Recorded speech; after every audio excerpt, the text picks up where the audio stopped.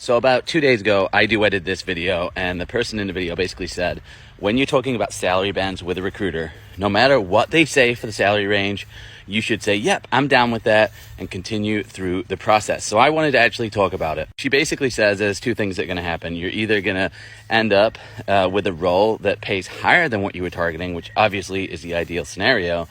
But what really threw me for a loop was, if the range that they discussed is lower than what you're targeting, she's suggesting you should still go through the process, because at the end, you can negotiate up to where you want to be, which I think may be true a small percentage of the time. But just think about it. If you were targeting 120 and the recruiter says, actually, the role is 70 to 90K. If you're just like, yeah, I'll go with that, then the recruiter is going to take a note of that in the first call. They're going to send that information to the hiring manager. They're going to say, this candidate is targeting 70 to 90. So in order to get that 90, you are going to have to be the absolute dream candidate of what they're looking for. There is no way, if you were targeting 120K, that they're going to go put you through the interview. And at the end of the interview, they're going to say, you know what? Yeah, actually, you're worth 120K. And if they make you an offer for 90K, which is right at the top of the range, and then you come back and say, well, actually, I was looking for 120K, the recruiter is just going to look at the notes from the first conversation and say, well, you said you were targeting 70 to 90. So to me, this is just an absolute waste of time.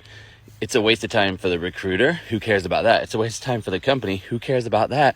Most of all, it's just a waste of time for you. And when it comes to salary negotiation, I see so many videos with just poor advice and like these little hacks that you can do. And the truth is, the best approach is to know and have the target amount that you're targeting really clear. And that can be based on your own research. It can be based on conversations. It can be based on where you are right now and where you want to get to. But you need to have a range really clear in your mind, and then you need throughout the process to be able to back that up with your experience and with storytelling. Honestly, it's just another reason why you've just got to be careful who you listen to on this platform, especially people who have like 300, 400, 500,000 followers like this person did. So there you have it, a little more context. Hopefully you enjoyed this morning walk.